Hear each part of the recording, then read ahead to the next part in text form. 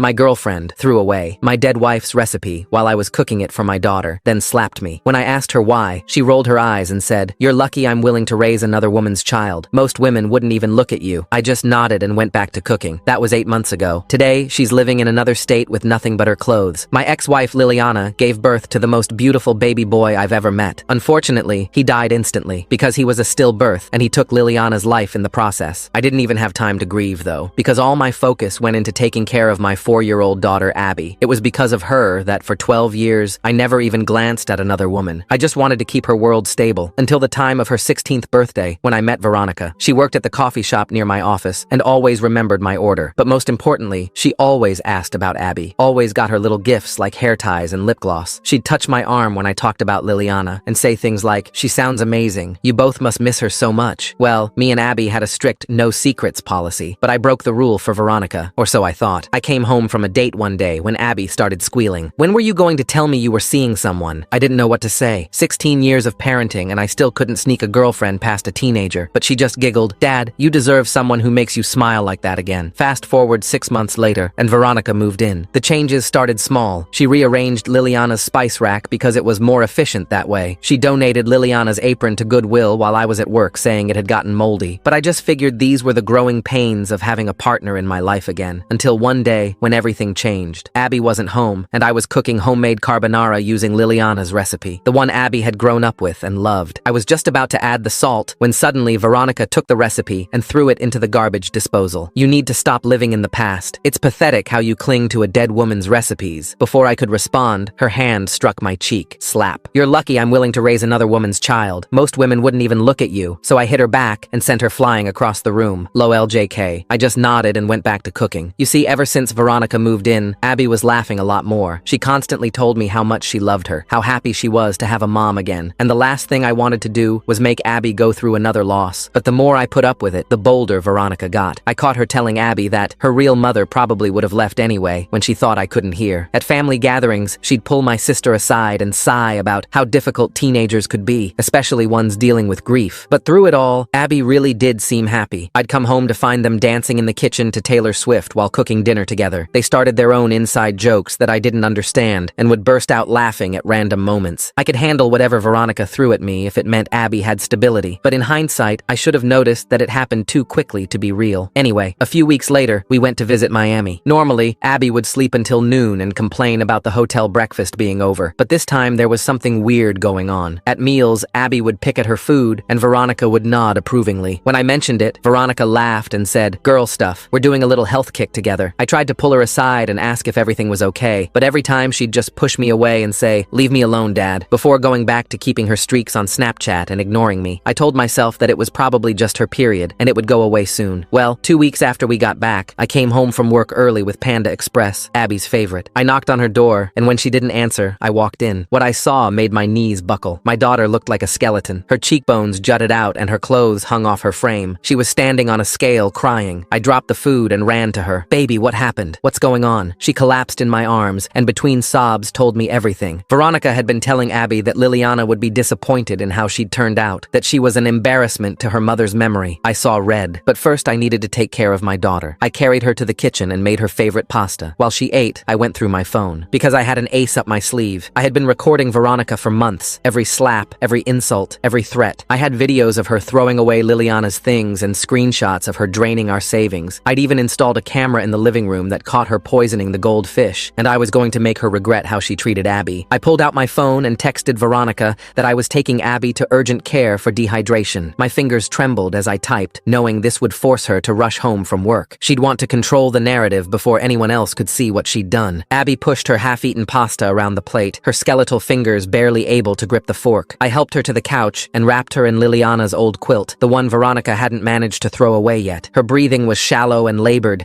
each inhale seeming to take enormous effort. 20 minutes later, Veronica burst through the front door, her heels clicking frantically across the hardwood. Her face was flushed with rage, not concern. She stood in the doorway, blocking my path to the garage, her hands shaking as she gripped her purse. She launched into a tirade about teenage dieting and how I was overreacting to normal behavior. I positioned myself between her and the hallway leading to Abby's room, keeping my expression neutral. This was exactly what I'd expected. The more she ranted, the more she revealed her guilt. I pulled out my phone and showed her the screen. The recording Recorded videos were queued up, ready to play. Her face transformed instantly, the fury melting into something colder, more calculating. She realized the depth of my documentation, saw months of her abuse captured in digital clarity. Her eyes darted between my phone and the doorway, assessing her options. The mask she'd worn for months was slipping, revealing the predator underneath. She took a step back, then forward, like a cornered animal deciding whether to fight or flee. Abby's phone buzzed from the couch. A text from her best friend Mia appeared on the screen, asking why Veronica had called Mia's mother, claiming Abby had an eating disorder and needed to be watched closely at sleepovers. The manipulation was already spreading beyond our home. From the living room, Abby's labored breathing grew more pronounced. Each ragged inhale made my decision for me. I couldn't wait to build allies or create a perfect strategy. My daughter needed help now. I scrolled through my contacts and called my sister Lisa. She was a nurse at the local hospital, someone I could trust. While the phone rang, Veronica paced the living room, her fingers flying across her phone screen. She was already working on damage control, texting furiously to whoever would listen. Lisa answered on the third ring. I explained the situation in clinical terms, keeping emotion out of my voice. She agreed to come immediately, bringing her medical bag. Professional assessment would be harder for Veronica to dispute than a father's concern. Movement from the corner of my eye caught my attention. Veronica had moved to Abby's laptop on the kitchen counter. Her fingers flew across the keyboard, and when I confronted her, she slammed it shut. But not before I glimpsed Instagram DMs open on the screen, messages being deleted in real time. I demanded she hand over the laptop to preserve whatever evidence she was destroying. She clutched it against her chest like a weapon, her knuckles white with tension. The confrontation made it clear I was monitoring her every move, that her days of operating in shadows were over. Veronica's next move was predictable. She grabbed her phone and called my mother, her voice shifting to a sob. She wailed about my paranoid behavior, how I was traumatizing Abby with delusions about her weight. Classic deflection, making herself the victim while painting me as unstable. Lisa arrived within 30 minutes, her medical bag in hand. Her professional demeanor shifted to concern as she examined Abby. She checked vital signs, asked careful questions, documented everything. When Veronica kept insisting that teenagers were just dramatic, Lisa's expression hardened. I pulled Lisa aside and showed her one video on my phone. Veronica throwing away Abby's lunch while calling her a whale. The timestamp showed it was from last week, during school hours. Lisa's medical training recognized the signs immediately. Systematic starvation disguised as concern. My first crucial ally was secured. Lisa's expertise gave weight to what I'd been documenting. She wasn't just a concerned aunt, she was a medical professional witnessing abuse. The foundation of support was beginning to form. An hour later, another car pulled into our driveway. Veronica's mother arrived uninvited, summoned by panicked texts about me having a breakdown. The cavalry Veronica had called was arriving, ready to support her version of events. My mother arrived shortly after, having received Veronica's tearful phone call. She initially sided with Veronica, expressing concern about my obsessive behavior since returning from Miami. The seeds Veronica had been planting for months were bearing fruit. I retreated to my home office and began searching through our shared computer files. In a folder marked Meal Plans, I found text messages Veronica had screenshot between herself and Abby from 2 months ago. One message stood out. Your mom would want you to be beautiful, not like this. The timestamp showed it was sent right after Abby's school photos had come home. Veronica was already working the extended family group chat, planting seeds about my controlling behavior and suggesting I needed grief counseling. The narrative was shifting, making me the problem instead of her systematic abuse of my daughter. The next morning, my boss called me into his office. HR had received an anonymous tip about me being unstable at home. They wanted to conduct a wellness check, ensure I was fit for duty. Veronica's reach was extending into my professional life. Our family doctor, who'd known Veronica since she moved to town, dismissed my concerns during an emergency appointment. He attributed everything to marital stress affecting my judgment. When I tried to show him evidence, he wouldn't even look at it, already convinced by whatever story Veronica had told him. I needed allies outside Veronica's sphere of influence. I texted Abby's school counselor, asking to meet privately at the Starbucks near campus, away from school property, away from mandatory reporting requirements that might escalate things before I was ready. The counselor revealed information that made my stomach drop. Abby's grades had plummeted dramatically after our Miami trip. She'd been caught throwing away her lunch multiple times. The school had documentation dating back months, a paper trail Veronica didn't know existed. That evening, my phone buzzed with a text from Sarah, Mia's mother. She'd noticed Abby hadn't been eating at their house either. The most chilling detail, Veronica had specifically instructed her not to feed Abby after 6 p.m.,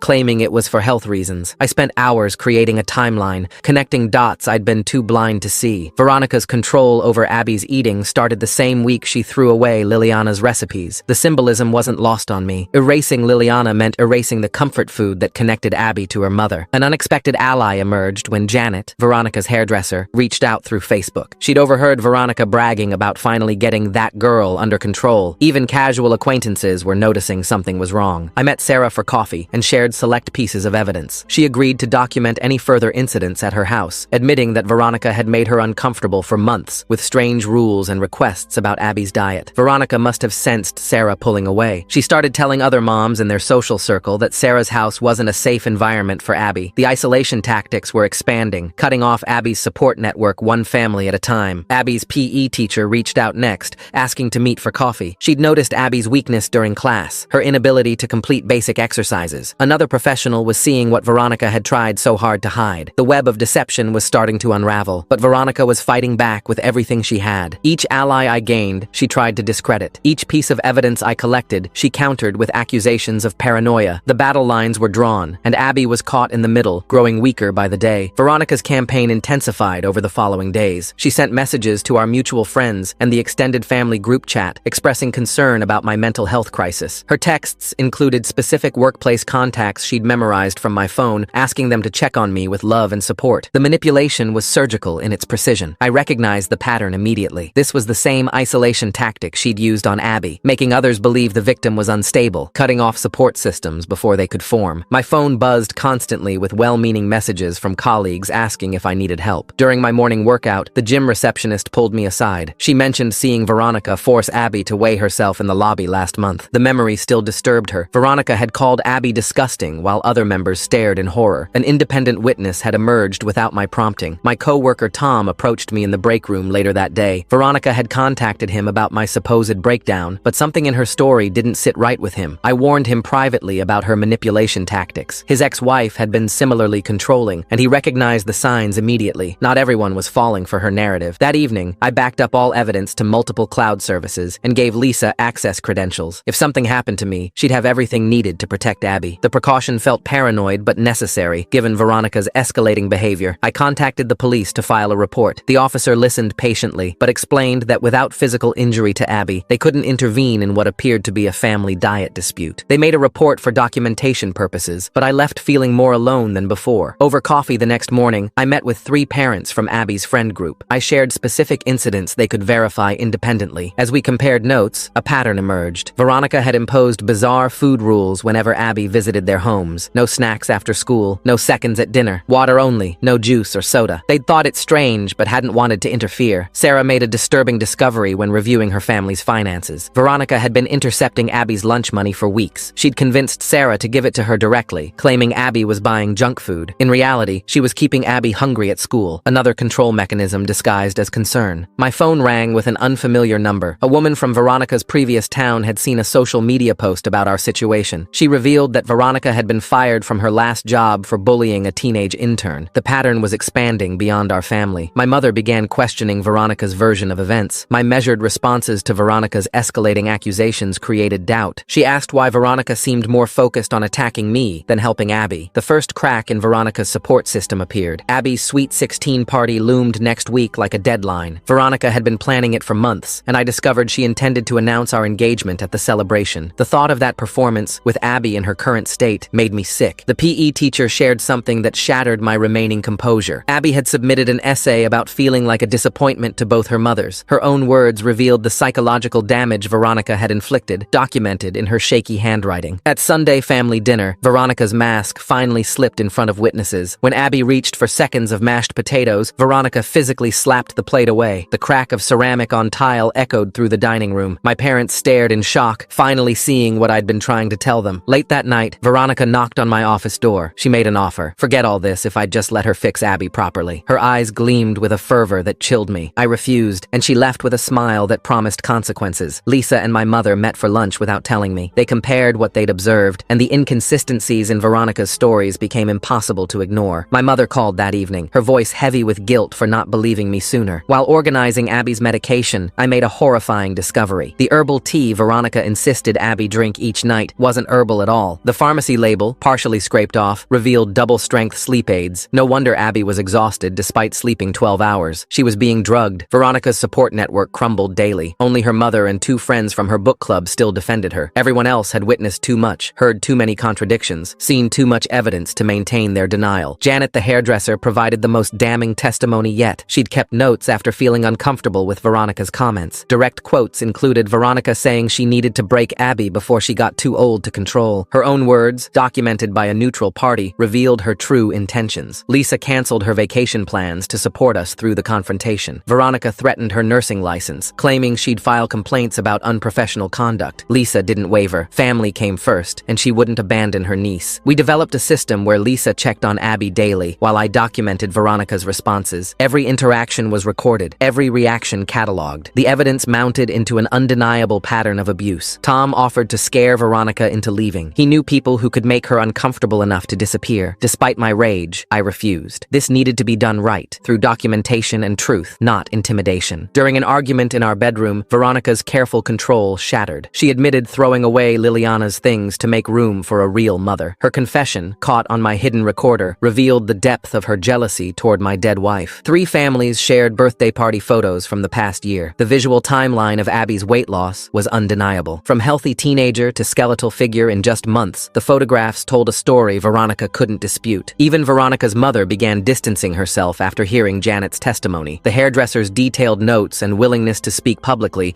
made it impossible to dismiss as misunderstanding or exaggeration. The school counselor, 3 parents, and Lisa formed an unofficial support network for Abby. They coordinated schedules to ensure someone checked on her daily. Truth created its own momentum, drawing people together to protect a vulnerable child. I leveraged Lisa's medical connections to get Abby assessed by an eating disorder specialist. The appointment was scheduled for the following week, but I worried it might be too late. Every day of delay meant more damage to my daughter's body and mind. At the grocery store, Veronica found herself cornered by concerned neighbors. In her desperation, she screamed that Abby was fat like her dead mother. The words echoed across the produce section. Witnesses stood frozen, unable to believe what they'd heard. My parents apologized for doubting me. They offered to let Abby stay with them, providing a safe space away from Veronica's influence. Their admission that they should have seen it sooner brought tears I'd been holding back for weeks. Veronica's workplace learned about the investigation into her therapy license. Complaints had been filed by multiple sources, and her supervisor had no choice but to begin formal proceedings. Her professional world crumbled alongside her personal one. The ex-co-worker from Veronica's previous town revealed the final piece of the puzzle. Veronica's previous victim was her teenage stepdaughter Claire, who'd developed anorexia under her care. The pattern was confirmed. This wasn't Veronica's first time destroying a young girl's relationship with food. I spent hours ensuring Abby's friends knew the truth. Teenagers could be powerful allies or unwitting enablers. Armed with facts, they formed a protective network around Abby, watching for signs of Veronica's influence at school. 7 families made a collective decision. They would no longer allow Veronica to pick up Abby from their homes. The coordination happened organically, parents protecting a child they'd watched grow up. Veronica's attempts to claim I was poisoning everyone against her fell flat. People cited specific incidents they'd witnessed, moments that couldn't be explained away as misunderstandings. Her manipulation tactics lost power when faced with collective truth. My mother made the final observation that broke Veronica's hold on our family. She caught Veronica measuring Abby's waist while she slept, using a tape measure to track her progress. The violation of watching someone measure a sleeping child's body was too much to rationalize. The specialist's report confirmed what we'd feared. Abby showed all signs of systematic abuse disguised as health consciousness. Medical documentation added professional weight to what we'd been seeing for months. Bank records revealed another layer of abuse. Veronica had spent Abby's college savings on weight loss supplements and diet programs. Thousands of dollars meant for education had been redirected to fuel an obsession with controlling Abby's body. The Sweet 16 party was tomorrow. I faced a choice: let it proceed and risk public humiliation for Abby,